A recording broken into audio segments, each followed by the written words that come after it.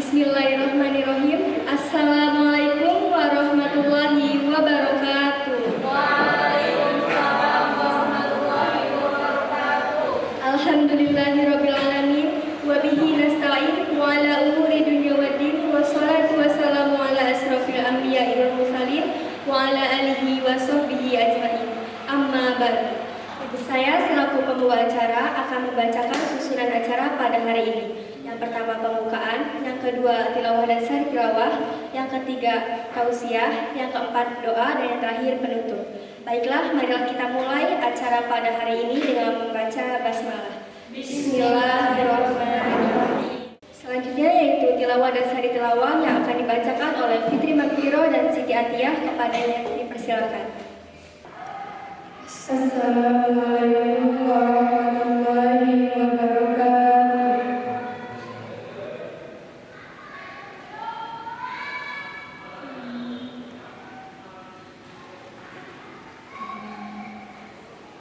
A'udzu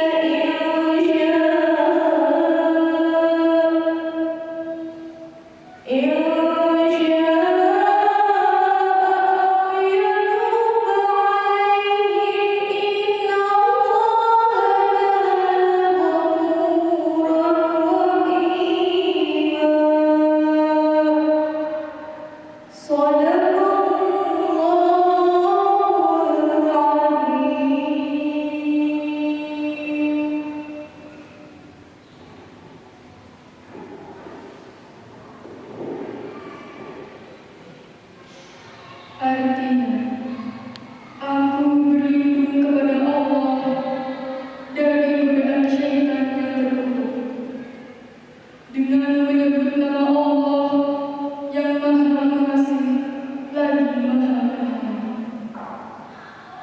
Sungguh telah ada pada diri Rasulullah itu suri teladan yang baik bagimu, yaitu bagi orang yang mengharap rahmat Allah dan kedatangan hari kiamat, dan yang banyak mengingat Allah. Dan ketika orang-orang mukmin melihat golongan-golongan yang bersekutu itu, mereka berkata, inilah yang dijanjikan Allah dan Rasul-Nya kepada kita, dan benarlah Allah dan Rasul-Nya. Dan yang demikian itu menambah keimanan dan keislaman mereka. Di antara orang-orang mukmin itu ada orang-orang yang menepati apa yang mereka janjikan kepada Allah. Dan di antara mereka ada yang gugur. Dan di antara mereka ada pula yang membunuh. Dan mereka sedikit pun tidak mengubah janji,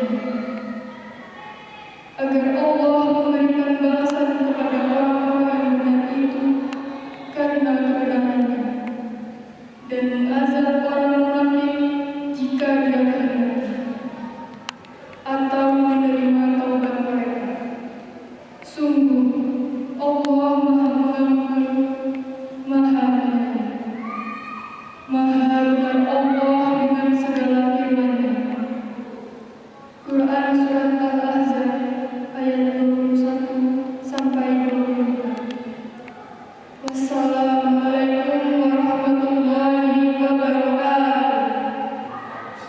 Terima kasih kepada Fitri Magfiro dan Siti Atiyah yang telah membacakan ayat suci Al-Quran. Semoga yang mendengar maupun yang membaca mendapatkan syafaat dari Allah. Selanjutnya yaitu tausiah agama yang akan dibawakan oleh Bapak Suryanto SPDI. Kepadanya dipersilakan. Bismillahirrahmanirrahim. Assalamualaikum warahmatullahi wabarakatuh. Waalaikumsalam warahmatullahi wabarakatuh. Alhamdulillah, alhamdulillahilladzi an'ama alaina wa hadana ila dinil Islam. Allahumma salli ala sayyidina Muhammad wa ala ali sayyidina Muhammad. Qala Allah Ta'ala fi kitabihil karim wa huwa asdaqul qailin. A'udzu billahi minasy syaithanir rajim. Innallaha wa malaikatahu yusholluna 'alan nabi ya ayyuhalladzina amanu shallu 'alaihi wa sallimu taslima. Qala Nabi sallallahu alaihi wasallam man ahya sunnati faqad ahabbani wa man ahabbani kana ma'i fil jannah. Shadaqallahul azim wa shadaqa rasulun nabiyil karim. Wa nahnu ala dzalika minasy syahidin wasyakirin walhamdulillahi rabbil alamin.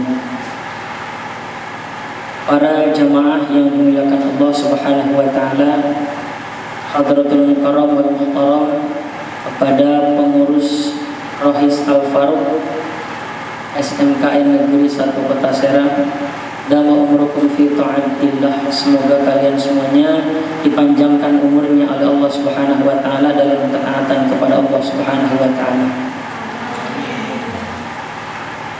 Hadirin wal hadirat rahimakumullah, kita mengawali pengkajian dan pengajian ini dengan lafaz Al-Fatihah. A'udzubillahi minasyaitonir rajim. Bismillahirrahmanirrahim. Alhamdulillahirabbil alamin arrahmanir rahim maliki yaumiddin. Iyyaka na'budu wa iyyaka nasta'in ihdinas siratal mustaqim siratal ladzina an'amta 'alaihim ghairil maghdubi 'alaihim waladdallin. Ada satu kitab. Kitab ini dikarang oleh Al-Imam Asy-Syaikh Jalal Al-Jalil Abdurrahman At-Tibai rahimahullah ta'ala. Namanya Syekh Abdurrahman At-Tibai. Beliau mengarang satu syair atau satu sholawat tentang pujian kepada Kanjeng Nabi Muhammad SAW namanya Maulid Dibai. Pernah dengar nggak? Ya Rabbi salli ala Muhammad, Ya Rabbi salli alaihi wasallim. Pernah dengar ya? Ada dengar ya? Nah, sholawat ini ya, sebagian menyebutkan di mukaddimahnya beliau tulis ini adalah puji-pujian kepada Nabi Muhammad SAW. Sebelum itu, Abi ceritakan satu kisah tentang satu orang anak kecil yang sangat mencintai Nabi Muhammad SAW. Suatu hari, Syekh Abdurrahman At-Tibai ini dengan rombongan ingin berangkat haji. Kemudian ada anak kecil yang ingin ikut. Ya Syekh, izinkan aku ikut bersamamu karena aku ingin berkunjung ke makamnya Rasulullah SAW di Madinah. Boleh nggak saya ikut? Usia anak ini baru 7 tahun. Apa kata Syekh Abdurrahman? Jangan nak, kamu masih kecil, sedangkan perjalanan ini jauh, nanti kamu nggak kuat. Kata anak kecil ini, tidak. Seberat apapun rintangannya akan aku tempuh karena rasa rinduku kepada kanjeng Nabi Muhammad SAW sudah sangat tidak bisa terbendung lagi. Maka anak kecil ini kemudian di stop sama Syekh Abdurrahman At-Tibai, nggak boleh ikut karena ngeliat usianya masih kecil. Karena saking cintanya kepada Nabi, anak kecil ini kemudian masuk ke satu kotak. Bawa-bawaan barang dari rombongan itu masuk ke dalam kotak atau peti, ikut ke rombongan sampai ke Madinah. Riwayat menyebutkan ada yang 1 bulan perjalanan itu, ada yang mengatakan 1 minggu. Tapi intinya anak kecil ini, bayangkan kalau seandainya 1 bulan dia tidak makan, tidak minum, tidak buang air besar sama sekali. Kenapa? Karena kalau keluar takut dikeluarin nanti. Akhirnya anak kecil ini ikut sampai ke sana. Begitu sudah sampai rombongan, termasuk Syekh Abdurrahman At-Tibai ini keluar, kemudian berziarah ke makam Rasulullah SAW, bertemu dengan anak kecil ini sudah ada di hadapan makamnya Rasul. Kaget. Kenapa engkau bisa ada di sana? Ada di sini? Kok bisa? Padahal waktu itu kami tinggal engkau di sana. Anak kecil menceritakan, saya ikut dengan rombonganmu masuk ke sebuah peti begini. Dijelaskan. Gimana kamu makannya? Gimana kamu minumnya? Gimana kamu buang air besar, buang air kecilnya? Sedangkan kotak itu sempit. Kata anak kecil ini, rasa rinduku mengalahkan rasa lelah, rasa lapar, dan keinginan untuk buang air besar, buang air kecil. Karena aku sudah terlalu rindu kepada Nabi Muhammad SAW. Sesampainya anak kecil di depan itu kemudian menangis, mencium makamnya Rasulullah, seketika itu meninggal dunia.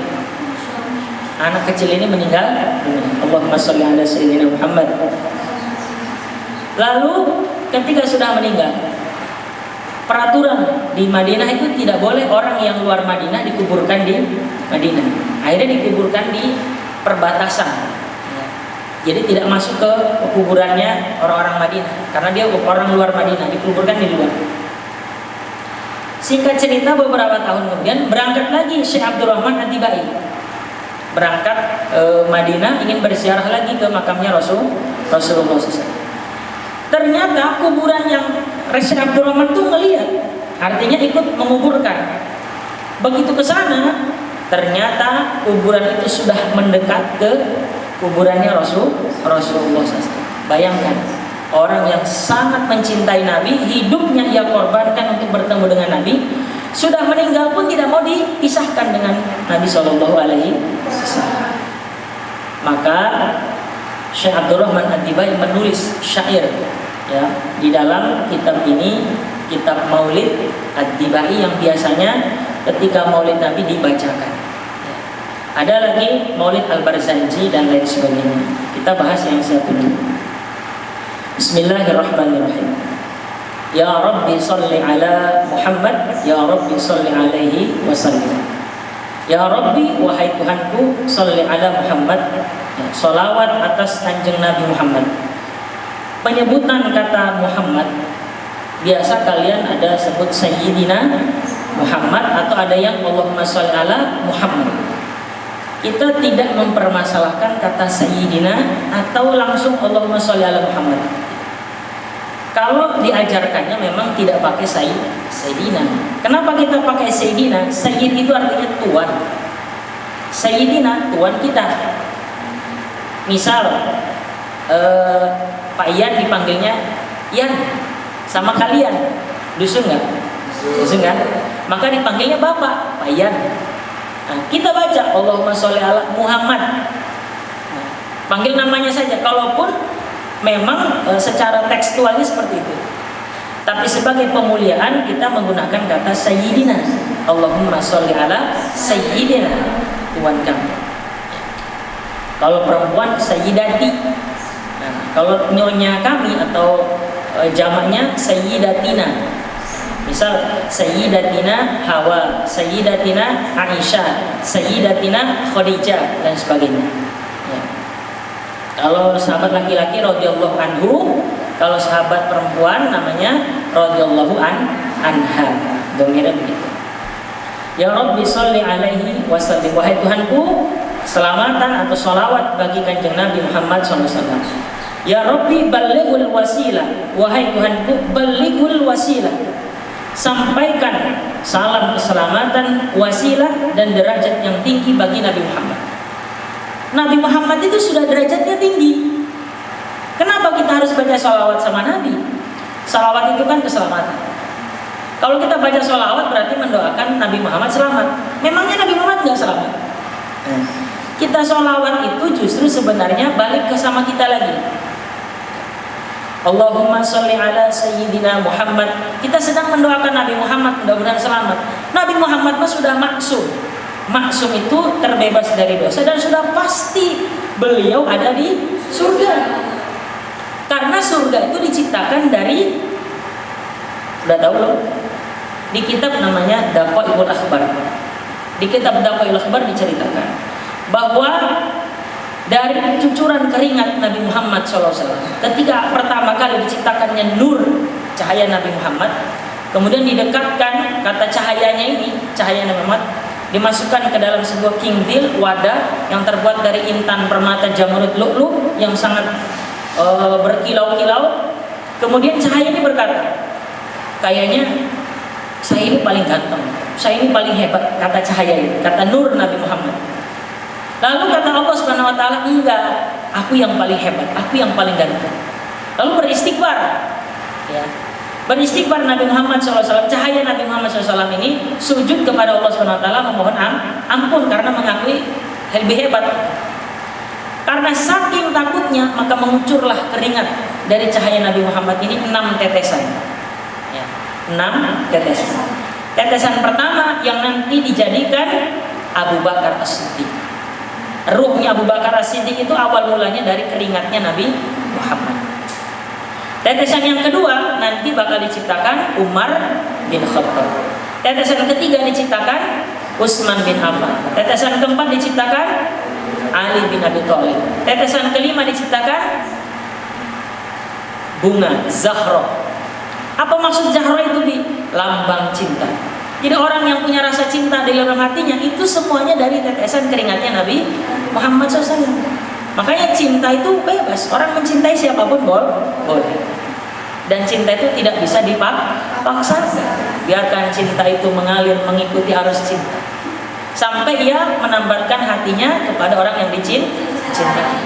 Dipaksa untuk nikah, ya tidak bisa. Walaupun jasadnya menikah tapi hatinya tidak. Nah, makanya cinta tidak boleh dipaksa. Tapi untuk mendapatkan cinta, al-hubbu jihadun wa kifahu. Cinta itu butuh pengorbanan dan perjuangan. Perjuangkan cintamu karena Allah, maka Allah akan menemukan pasanganmu karena Allah Subhanahu wa taala. 5. Kemudian tetesan yang ke-6 dijadikannya aruz. Aruz itu nasi. Makanya nasi itu kata orang tua jangan dibuang-buang, nanti nangis. Pernah dengar gitu ya? Dan memang benar. Dalam kitab Daqaiqul Akhbar itu dijelaskan bahwa cucuran keringat Nabi Muhammad SAW yang ke-6 itu dijadikannya aruz, makanan pokok. Maka nggak boleh nyebarangin nasi. Anak-anak yang dimuliakan Allah Subhanahu wa taala. Maka di sini ya Rabbi balighul wasilah. Kita baca sholawat itu pada dasarnya kita sedang mensolawati diri kita sendiri supaya kita dapat syafaatul uzma, syafaat yang tinggi dari Kanjeng Nabi Muhammad SAW, sehingga kita bisa selamat nanti menyeberangi jembatan Shiratal Mustaqim dan kita dibukakan pintu surganya Allah Subhanahu wa taala. Amin ya rabbal.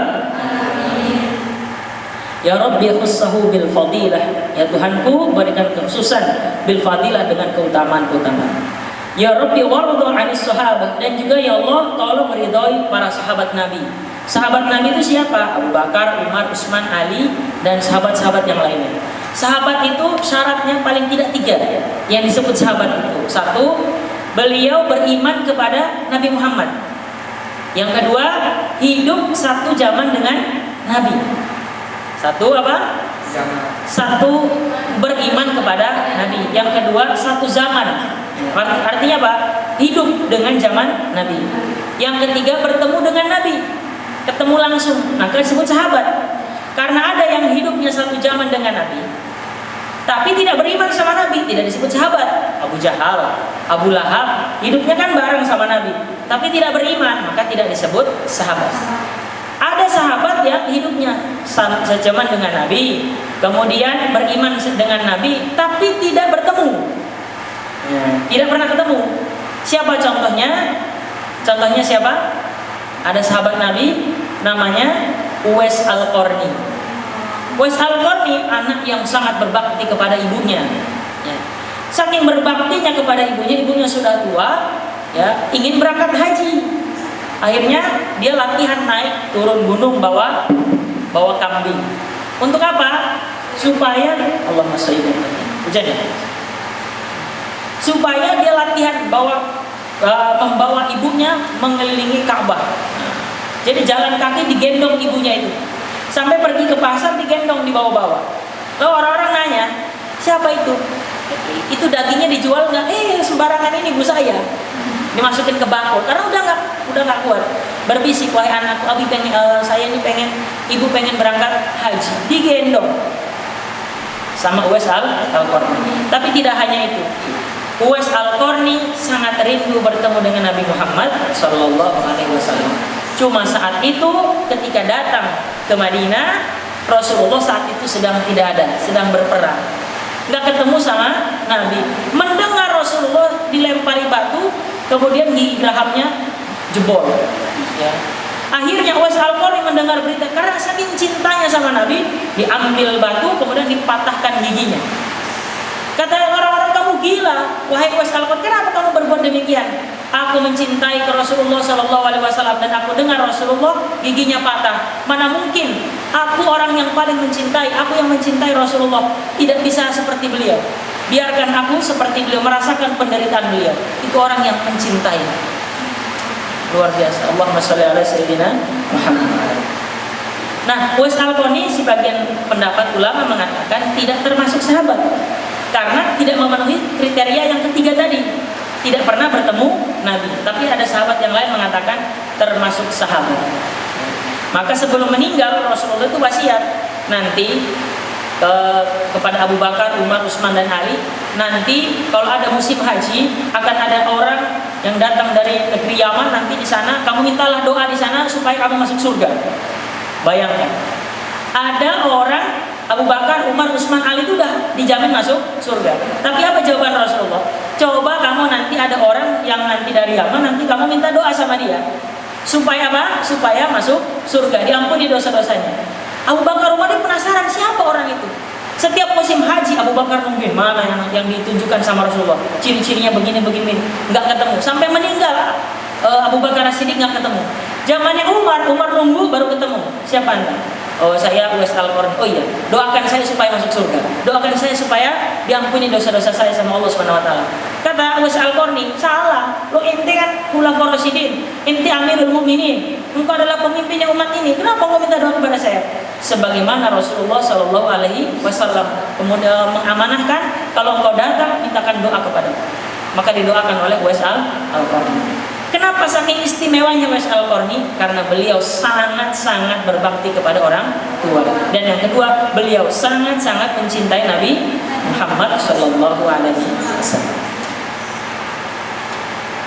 Jadi kita harus meminta ridho kepada Allah untuk para sahabat Nabi. Ya Rabbi warda anis sulalah, ya Allah ridhoi juga kepada anak keturunan Nabi, dzurriyyah para nabi itu siapa? Para habaib. Kalau di Indonesia habaib. Enggak boleh kita dusun durhaka sama cucu-cucunya Rasulullah. Misal ya, kalau ada cucunya Rasulullah berbuat sesuatu yang tidak benar, berbuat sesuatu yang melenceng dari agama, kita tidak boleh menghina Habib kayak begitu, nggak boleh. Karena itu dzurriyyahnya Nabi. Kalau kita mau memperbaiki, seandainya kita melihat ada orang Habib perlakuannya tidak baik, ingatkan. Kita punya kewajiban untuk mengingatkan, tapi kita tidak punya keharusan untuk mencela, bahkan itu dilarang dengan agama. Ya. Seburuk-buruknya itu, misal punya kesalahan, tidak boleh kita mencela para habaib, karena itu dzurriyyahnya Nabi SAW, anak keturunannya. Hati-hati.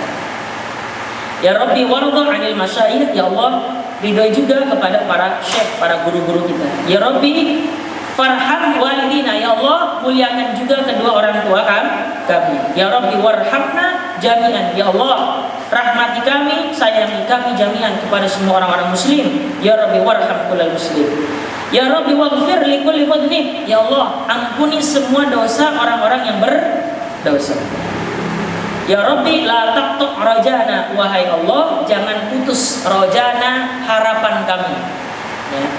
Kalian wala ta'as mir rahmatillah, jangan putus asa mir rahmatillah, dari rahmatnya Allah. Kalian punya dosa, dan Abi yakin semua punya dosa, termasuk Abi punya dosa. Semua yang kita ini punya dosa. Tetapi sebaik-baik orang yang punya dosa adalah yang mau bertobat kepada Allah. Ada yang perlakuan dosanya dilakukan secara terang-terangan, ada yang sembunyi. Jika kalian merasa kalian punya banyak dosa, maka dekati Allah dan jangan pernah berputus asa dari rahmatnya Allah. Karena semua orang yang berdosa pasti diampuni sama Allah kalau dia mau bertobat. Allah tidak peduli dosanya seberapa banyak, tetap nanti Allah akan mengampuni. Ya. Ini mengawali bacaan maulid. Sekarang Abi lanjutkan bisa maulidnya. Bismillahirrahmanirrahim.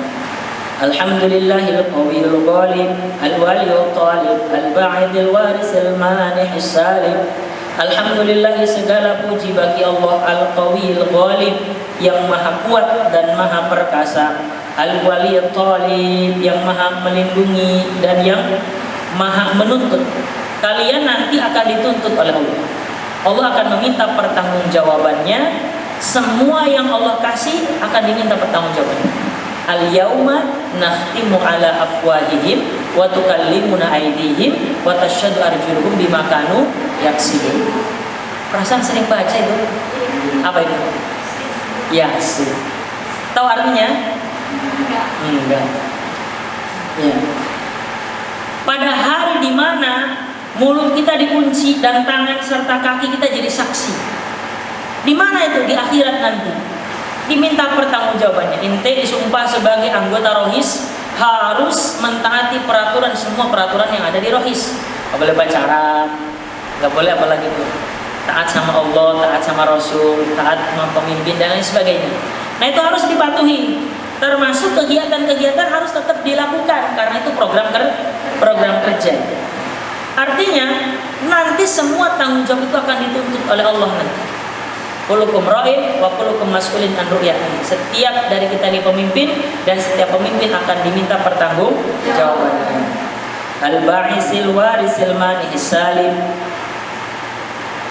Allah yang maha menggantungkan sesuatu, al-waris yang maha kekal, al-manihi yang menganugerahkan segala sesuatu, as-salibi yang menghilangkan segala sengsara, al-alimi yang maha mengetahui kainin segala keadaan, al-ba'in yang nyata dan yang dohir maupun yang tersembunyi, az-zaili yang maha memusnahkan sebagaimana Allah memusnahkan para umat-umat atau kaum-kaum yang durhaka kepada Allah. Misal kaumnya Nabi Lut alaihi salam.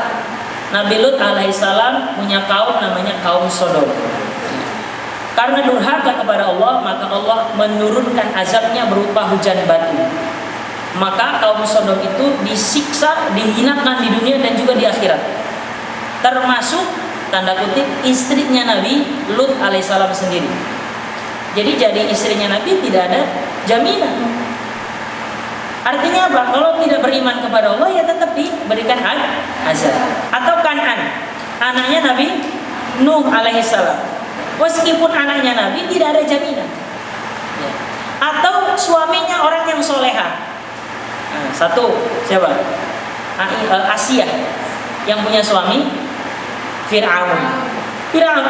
Istrinya soleha, anaknya suaminya durhaka. Ada bapaknya soleh, anaknya durhaka, Kan'an dengan Nabi Nuh alaihissalam. Atau siapa tadi? Nabi Lut, suaminya soleh, istrinya durhaka. Ada yang suaminya soleh, anaknya soleh, siapa lagi? Istrinya soleha. Siapa itu? Nabi Ibrahim alaihissalam. Mau nggak punya suami kayak Nabi Ibrahim? Oh, suaminya soleh. Tapi jangan lupa Nabi Ibrahim istrinya soleha. Nabi Ibrahim istrinya dua. Ini catatnya Maya Ikhwan ya. Jadi mau katanya. Istrinya dua. Jadi tidak ada jaminan. Yusabbihul afi. Semua makhluk membaca tasbih. Semua makhluk yang diciptakan oleh Allah Subhanahu wa taala membaca tasbih kepada Allah Subhanahu wa taala. Al-afili, yang tenggelam. Apa yang tenggelam? Matahari itu sedang bertasbih kepada Allah. Al-ma'il, yang muncul, matahari terbit pun sedang bertasbih kepada Allah. Waqtali'u, yang terbit, wal gharib, yang tenggelam.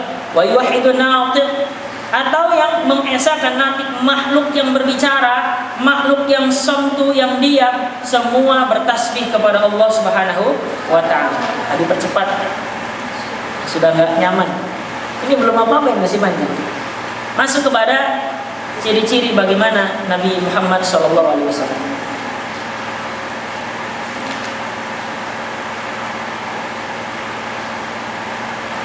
Yub'asu min Tihamah.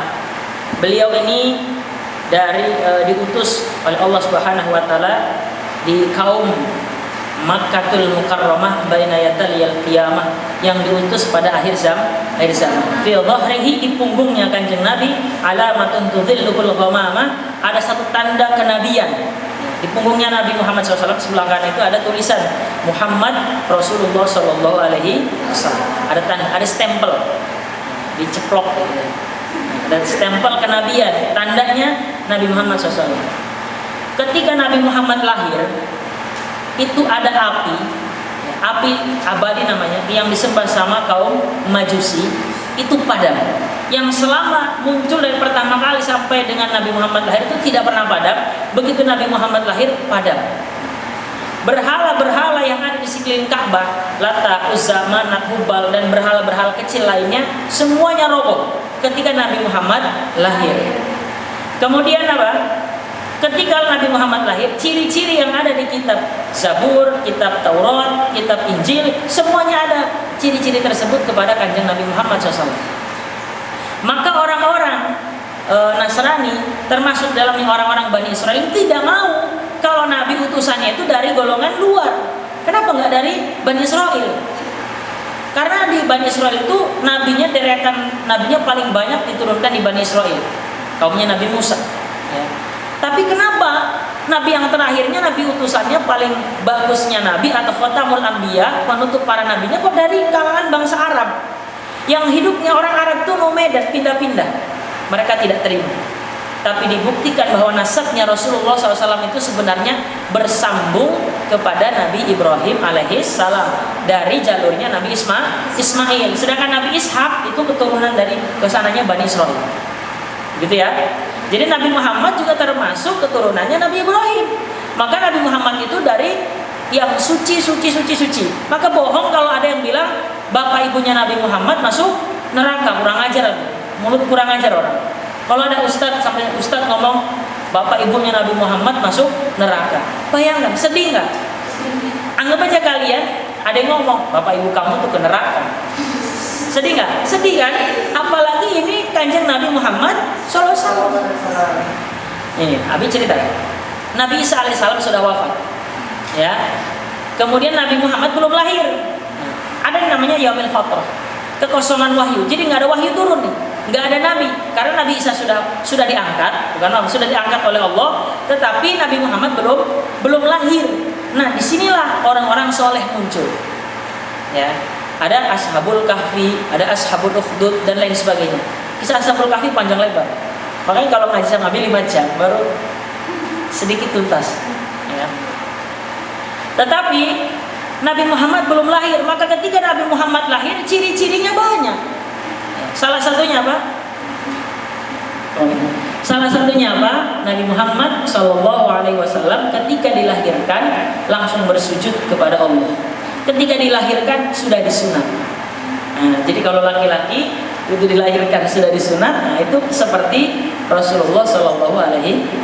Tapi kayaknya nggak ada. Zaman sekarang nggak ada. Bayi yang dilahirkan sudah disunat. Dan ketika dilahirkan Nabi Muhammad, ibunda Aminah tidak mengeluarkan darah sedikit pun. Masya Allah, hebat gak? Hebat. Tetapi begitu menyusui, kebiasaan di bangsa Arab itu air susu itu harus dari orang yang tidak pernah kenal perkotaan lah bangsa itu. Jadi orang pedalaman. Saat itu banyak yang menyusui, tapi nggak ada yang mau. Dan Nabi Muhammad nggak mau. Datanglah Halimatus Sa'diyah. Nah, maka Halimatus Sa'diyah yang menyusui Nabi Muhammad Shallallahu Alaihi Wasallam. Tuti'uhu sahaibun. Rasulullah itu salah satu mujizatnya. Pertama tadi ciri-cirinya ada tanda-tanda kenabian di punggungnya Nabi. Kemudian kalau berjalan, tuti'uhu diikuti sahabin mendung. Jadi Rasul itu nggak pernah kepanasan. Rasulullah diikuti awan, mendung. Jadi mendung aja. Salah satu kisahnya ketika Rasulullah SAW berdagang ke negeri Syam, diikuti sama siapa? Budaknya Khadijah atau pembantunya Khadijah namanya Maisarah. Maisarah ini laki-laki perempuan? Laki-laki. Masa perempuan ikut Nabi? Maisarah ini laki-laki. Singa padang pasir nggak tahu itu singa macam apa. Tapi di hadap ada singa. Kemudian singa itu yang tadinya beringas, ngau-ngau, tapi begitu di hadapan Rasulullah langsung tunduk dan membacakan sholawat kepada Nabi Muhammad Shallallahu Alaihi Wasallam. Dicatat itu semua keanehan-keanehan itu dicatat, dilaporkan kepada ibunda Khadijah. Ketika dilaporkan, Khadijah nambah sayang, ya, nambah suka gitu. Akhirnya memuncak rasa cintanya ibunda Khadijah kepada Rasulullah, lalu ngomong sama Abu Thalib, pamannya, ya, ngomong kepada Abu Thalib, wahai tuan, saya ini demen sama keponakanmu. Loh, kok perempuan dulu yang ngomong? Kenapa nggak laki-laki? Biarinlah, saya duluan, biarin. Yang penting saya ngedapetin Rasulullah atau ngedapetin Muhammad. Ya udah, nanti saya tanya dulu Muhammadnya mau apa enggak nih? Tanya, Muhammad, ada Khadijah usianya 40 tahun, engkau usia 25 tahun. Mau nggak nikah dengan Khadijah? Kata Rasulullah, maaf. Nah, karena memang sebenarnya Rasulullah juga suka, gitu ya. Kemudian Rasulullah bukan orang miskin. Rasulullah itu saudagar yang kaya raya.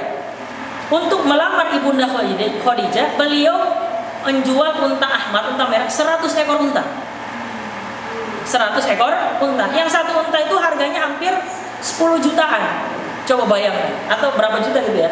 Unta ahmar, unta yang berwarna merah, untuk melamar ibunda Khadijah. Luar biasa sekali. Jadi bukan Rasulullah itu tidak miskin, tapi tidak mau kaya.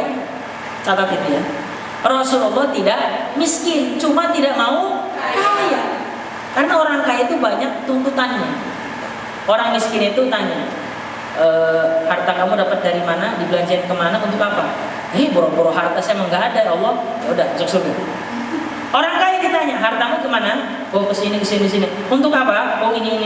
Ada gak untuk sodako? Nggak ada. Zakatnya bagaimana? Terus, jadi lama masuk surganya. Meskipun amalnya banyak. Orang miskin enggak. Orang miskin tanya, kata malaikat miskin, surga. Jadi nggak pakai tanya-tanya, lihat aja mukanya melas. Kalau mukanya kelihatan orang kaya, tanya-tanya dulu. Ya. Itu salah satu mujizatnya Nabi Muhammad SAW. Kemudian fajriyu jadi wajahnya layilun dawaib, seperti matahari terbit. Kemudian dawaib ketika malam seperti rembulan. Alfi anfi, hidungnya seperti huruf alif. Hidungnya Nabi seperti huruf alif. Berarti apa? Muancung. Aku bisa diukur-ukur lah. Indonesia itu rata-rata encek ya. Kalau orang Arab tahu sendiri. Orang Arab sekarang aja mancung-mancung, apalagi kanjeng Nabi Muhammad SAW. Nabi Yusuf, anggaplah yang paling ganteng yang kalian tahu kan Nabi Yusuf. Nabi Yusuf itu mewakili setengah kegantengan dunia. Nabi Muhammad full tank. Dunia ini diciptakan karena ada Nabi Muhammad. Berarti kegantengan seluruh dunia kalau digabungin nggak bisa ngalahin kegantengan Nabi Muhammad SAW. Laulaka wa ma khalaqtul aflak. Kalaulah bukan karena engkau wahai Muhammad, tidak akan aku ciptakan bumi beserta isinya, kata Allah begitu. Berarti apa? Nabi Muhammad ini is the best man in the world gitu ya maksudnya. Jadi paling hebatnya manusia kanjeng Nabi Muhammad SAW. Ya lihat sekarang aja lah, Habib Bahar gimana ganteng coba, ya kan? Itu cicit yang keberapa itu, ya kan? Apalagi Rasulullahnya, Masya Allah, luar biasa. Maka mudah-mudahan kita bisa bertemu dengan Nabi Muhammad Sallallahu Alaihi Wasallam. Hidungnya bagaikan huruf alif. Kemudian mulutnya seperti huruf mim, tipis. Ya. Bibirnya Nabi Muhammad itu seperti huruf mim, tipis. Karena ngomongnya juga santun. Tidak hanya kepada sahabat, kepada musuh pun Rasulullah itu santun. Ada seorang yang ingin membunuh Muhammad, namanya Suraqah. Muhammad, saya bunuh kamu, jatuh pedangnya. Ya kan? Muhammad, saya bunuh kamu, jatuh pedangnya. Dia pelan-pelan. Kalau mau bunuh pelan-pelan, bangun dulu bangun ya. Latihan. Diberikan lagi pedangnya. Muhammad, saya bunuh kamu. Bumi ditelan sama bumi, jatuh lagi, ditarik lagi sama Nabi Muhammad. Sampai 3 kali dipegang pedangnya sama Nabi. Sekarang kalau pedang ini ada di leher, siapa yang akan menolong? Kalau saya tadi, Allah yang menolong. Karena Nabi Muhammad itu punya mukjizat yang dilihat di depan sebagaimana apa yang dilihat di belakang. Itu Rasul seperti melihat ke depan.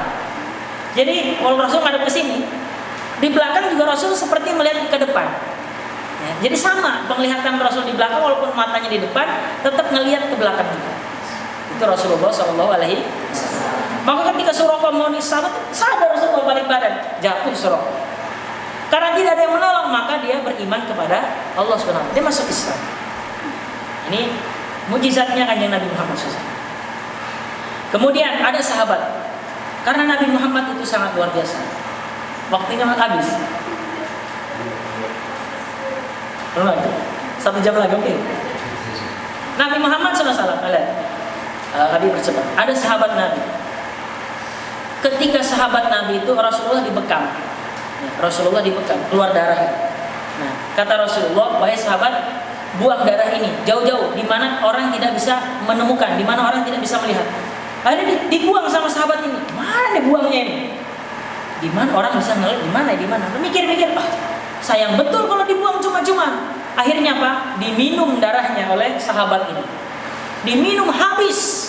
Ya, saking apa? Cintanya sama Rasul mubazir, darah dibuang begitu aja. Rasulullah itu, mohon maaf, kalau BAB begitu keluar, lihat udah gak ada. Kenapa? Rebutan bumi. Bumi itu rebutan. Makanya inspirasi orang kafir yang menciptakan WC itu dari situ. Sebelum habis, gak ada kan? Jadi kloset-kloset itu udah gak ada. Atau kita mandi WC di sebor, habis kan? Rasulullah gitu, ketika buang air besar, beberapa detik udah gak ada. Rebutan sama bumi. Bumi yang dibuat buang air besar oleh Rasulullah SAW subur. Lihat Madinah, gersang tapi subur. Lihat sekarang, Masya Allah, luar biasa. Itu kotorannya Nabi. Karena apa kotoran Nabi sampai seperti itu? Karena semua yang dimakan Nabi yang halalan thayyiban, yang halal, yang baik. Kalau kita kan apa aja masuk, ya. Yang halal masuk, yang haram masuk, yang subhat masuk, yang thayyib masuk, yang jelek juga masuk. Beda. Maka dimakan oleh atau diminum oleh sahabat ini. Datang, udah dibuang belum darahnya? Sudah ya Rasulullah. Di mana? Di tempat yang tidak ada yang tahu kecuali Allah dan saya. Kata Rasulullah, saya juga tahu di mana. Kamu makan ya? Iya ya Rasulullah. Maka kata Rasulullah SAW, demi Allah, selama darah itu bercampur dengan darahmu, darahmu dengan bercampur dengan darahmu, maka neraka tidak akan sanggup melahap dagingmu. Jadi sahabat itu karena makannya darahnya Rasulullah, bercampur darahnya dia dengan Rasulullah SAW. Akhirnya masuk surga. Oh, nggak berani. Neraka diciptakan dari kanjeng Nabi. Artinya apa? Tunduk sama perintah Allah. Mau makan Nabi ya nggak bisa. Tidak bisa. Maka orang yang pernah baca sholawat, meskipun sekali tapi ikhlas, maka neraka nggak bakal berani. Kalau berani dia macam-macam dengan urusannya dengan kanjeng Nabi Muhammad, dingin neraka itu. Sedangkan neraka itu diciptakannya untuk panas, ya kan? Kalau diciptakannya, kalau dia nanti berubah jadi dingin, berarti keluar dari kodratnya. Paham? Itu sahabat Nabi. Ada lagi ketika Rasulullah SAW berperang, kena panah Rasulullah kakinya. Sahabat langsung rebutan. Ya, untuk pertama ada yang mencabut panahnya, ada lagi yang langsung meminum darahnya Rasulullah. Disedot itu darahnya Rasulullah. Kata Rasulullah SAW, kamu sedang apa kamu? Ya Rasulullah, mubazir ya Rasulullah. Aku ingin darahmu bercampur dengan darahku. Supaya apa? Supaya aku bisa berteman, aku bisa bersamamu di surgamu, di surganya Allah Subhanahu Wa Taala nanti. Ini luar biasanya Rasulullah SAW. Ada lagi? Gimana lagi? Ini Abi menceritakan kisahnya Nabi Muhammad SAW. Ada lagi perempuan, nenek-nenek. Rasulullah suruh mampir. Ya Rasulullah, mampir ke rumah saya. Harus mampir. Mau ngapain? Enggak, mampir aja ya Rasul. Disuguhkan minum. Sudah disuguhkan minum, biasa pakai kendi. Minum Rasulullah. Setelah pulang Rasulullah, kendi itu dipotong, kemudian diikat di tali. Setiap anaknya sakit, cucunya sakit, dicelupin air itu. Ya, bekas bibirnya Rasulullah itu yang minum di kendi itu langsung dicelupkan, kemudian diminumkan ke anaknya, sembuh sakitnya. Ya. Kemudian orang-orang yang sakit ketahuan kan, anaknya mungkin cerita sama tetangganya, begitu sakit datang dicelupin lagi sembuh, dan datang sembuh. Kalau sekarang mungkin ponari gitu. Ponari, tahu ponari ya? Yang batu dicelup-celup. Kalau itu mah bohong. Kalau ini Rasulullah Shallallahu Alaihi Wasallam. Bekas minumnya saja mendatangkan, masya Allah, luar biasa. Mukjizatnya sampai sekarang. Air matanya Rasulullah. Nih, rambutnya Rasulullah SAW. Ada satu sahabat Nabi, kalau tidak salah namanya Hamzah apa Salahuddin, Abi lupa, namanya Hamzah kalau tidak salah. Hamzah bin Abdul Muthalib. Suatu hari kehilangan peci Ardu. Cari keliling-keliling. Sahabat yang lain, kamu ngapain sih peci aja kayak orang miskin aja, beli aja di pasar banyak. Bukan masalah pecinya, tapi benda yang ada di dalamnya. Apa itu? Rambutnya Rasulullah Shallallahu Alaihi Wasallam. Beliau kalau pakai itu selalu menang kalau berperang. Itu karomahnya rambutnya Rasulullah. Air mata Rasulullah masih ada. Giginya Rasulullah yang pernah di Taif kemudian jatuh, gigi gerahamnya diambil sampai sekarang masih ada. Itu Presiden Turki itu Erdogan itu punya itu kalau tidak salah. Gitu ya. Ini salah satu kemuliaan Nabi Muhammad SAW. Yang Abi bilang tadi kalau dijelaskan panjang lebar, Abi minta 5 jam. Itu pun baru kulit luarnya saja menceritakan Nabi Muhammad SAW. Belum lagi bagaimana akhlak beliau berperang, bagaimana akhlak Rasulullah kepada istri-istrinya, bagaimana akhlak beliau kepada cucunya, ya, Hasan dan Husain. Bagaimana akhlak beliau memperlakukan Abu Bakar ketika hijrah, ya, di gua Sur, kemudian digigit ular. Nah, itu belum diceritakan panjang lebar. Bagaimana Ali bin Abi Thalib mengalahkan tentara yang begitu luar biasa ketika mau membunuh Rasulullah, maka Ali bin Abi Thalib turun, anak kecil yang sangat luar biasa. Abi tutup kisah ini satu cerita yang luar biasa. Ada sahabat anak kecil 2 orang, namanya Auf dan Abdurrahman. Namanya siapa Abi lupa ya. Kalau tidak salah Abdurrahman. Ada 2 anak-anak kecil kembar, kakak beradik. Kemudian dia berperang mencari mana yang namanya Abu Lahab, mana yang namanya Abu Jahal, mana yang namanya Abu Jahal. Kemudian bertanya kepada Abdurrahman bin Auf, wahai paman, yang namanya Abu Jahal saya dengar katanya selalu mengolok-olok Nabi, mana sih orangnya? Oh, nanti saya cari dulu. Begitu, oh itu yang namanya Abu Jahal. Belum selesai Abdurrahman bin Auf ngomong, ini dua anak ini langsung melesat, ya, rebutan yang mau ngebunuh Abu Jahal. Itu barisan Abu Jahal, namanya raja, dia di pimpinan orang Quraisy, itu ini Abu Jahal itu tengah-tengah terus dikelilingi sama tentara-tentara, 10 lapis tentara, 10 lingkaran tentara, artinya nggak akan mungkin orang bisa nembus. Tapi ini dua anak kecil ini, usianya satu 15 tahun, satu 16 tahun, remaja, itu melesat langsung ke tengah-tengah, langsung menyabetkan pedangnya hingga mengenai kakinya Abu Jahal, lalu jatuh. Kemudian langsung dihajar habis-habisan oleh dua anak kecil ini, ya, remaja ini, luar biasa sekali. Hingga salah satu penyebabnya mati itu Abu Jahal karena ini anak kecil ini. Kata, kamu dulu yang menghina Rasulullah, kamu dulu yang dulu menyakiti Rasulullah, sekarang kita habis, kita bunuh dia. Ya, kakaknya membunuh di bagian memotong kakinya, yang satunya lagi menusuk bagian jantungnya. Seketika itu dicari, terakhir siapa yang membunuh, kata Rasulullah, siapa yang membunuh Abu Jahal? Dua-duanya barengan, saya ya Rasul. Rasulullah bingung nih, siapa yang duluan ini? Maksudnya yang nanti berhak menerima ghanimah, harta rampasan perang. Lalu kata Rasulullah, aku periksa pedang kalian. Kalau yang masih berdarahnya belum dihapus, maksudnya masih ada darahnya, berarti dia yang membunuh. Begitu diperiksa pedangnya, dua-duanya masih berdarah. Kata Rasulullah, demi Allah kalian berdua yang membunuh Abu Jahal. Jadi Abu Jahal itu mati dengan anak kecil, tapi masih ngap-ngapan, belum habis, masih sakaratul maut. Ya. Tiba-tiba datanglah saat itu ada sahabat Nabi, lupa namanya. Kemudian sahabat Nabi itu lewat. Dia ini pengembala kambing yang dulu ketika hijrah Rasulullah dikasih air minum, air susu kambing oleh sahabat ini. Kemudian ngelihat ada Abu Jahal, orang yang paling memusuhi Islam. Lalu dia tanpa berpikir panjang mengatakan, siapa yang akan menolongmu kali ini? Kata Abu Jahal, ini sekali saya. Kenapa harus yang ngebunuh kok budak? Coba yang lain jangan budak. Udah mau mati aja masih sombong. Ya, yang ngebunuh saya jangan kamu lah, yang lain aja lah. Masa derajat saya kok dibunuh sama orang budak katanya. Akhirnya karena saking marahnya ini, karena menghina Rasulullah SAW, menghina agama Islam, dipatahkan lehernya, Arif.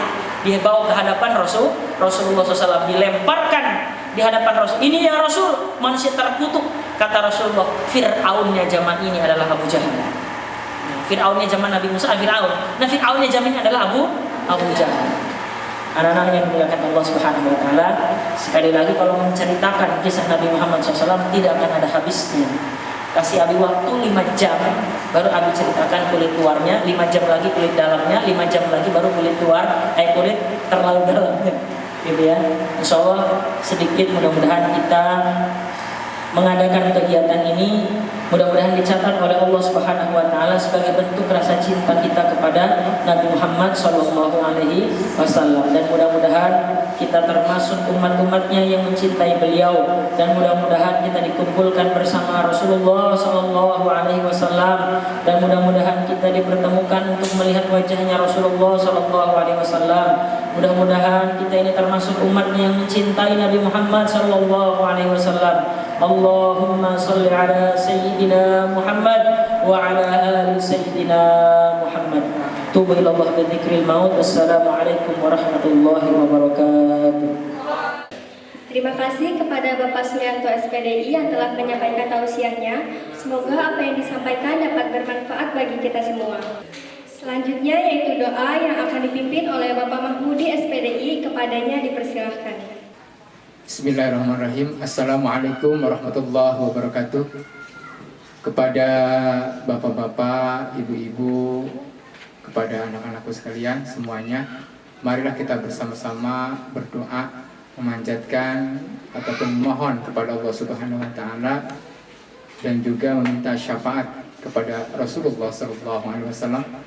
Mudah-mudahan kegiatan peringatan Hari Besar Islam Maulid Nabi besar Muhammad Sallallahu Alaihi Wasallam 1442 Hijriah ini dapat membawa manfaat bagi kita semua. Amin ya Rabbal Alamin. Baiklah, kita bersama-sama berdoa. Bismillahirrahmanirrahim. Alhamdulillahirabbil alamin, hamdan yuwafi ni'amahu wa yukafi'u mazidah. Ya Rabbana lakal hamdu kama yanbaghi li jalali wajhikal karimi wa 'azimi sultanik. Allahumma sholli ala sayyidina Muhammad wa ala ali sayyidina Muhammad. Rabbana taqabbal minna sholatana wa siyamana wa ruku'ana wa sujudana wa tadarru'ana wa takhashu'ana wa ta'abbudana wa tamim taqsirana ya Allah ya Rabbal alamin. Rabbana zalamna anfusana wa illam taghfir lana wa tarhamna lanakunanna minal khasirin. Rabbana la tu'akhidna in nasina aw akhtana. Rabbana wa la tahmil alaina isran kama hamaltahu 'alal ladzina min qablina. Rabbana wa la tuhammilna ma la taqata lana bih wa'fu 'anna waghfir lana warhamna anta maulana fansurna 'alal qaumil kafirin. Allahumma inna nas'aluka salamatan fid din wa 'afiyatan fil jasad wa ziyadatan fil 'ilmi wa barakatan fil rizqi wa taubatan qoblal maut wa rahmatan indal maut wa maghfiratan ba'dal maut. Allahumma hawwin 'alaina fi sakaratil maut wan najata minan nar wan najata minan nar wan najata minan nar wal afwa indal hisab. Rabbana la tuzigh qulubana ba'da idh hadaitana wa hab lana min ladunka rahmah innaka antal wahhab. Allahumma ighfir lana wa liwalidina warhamhuma kama rabbayana shighara wa li jami'il muslimina wal muslimat wal mu'minina wal mu'minat al ahya'i minhum wal amwat. Rabbana hab lana min azwajina wa dhurriyyatina qurrata a'yun waj'alna lil muttaqina imama. Allahumma inna nas'aluka ridhaka wal jannah wa ma fiha wa na'udzubika min sakhatika wan nar. Ya Azizu ya Ghaffar ya Karim ya Sattar ya Rahim ya Bar. Allahumma ajirna minan nar ya mujir ya mujir ya mujir bi rahmatika ya arhamar rahimin.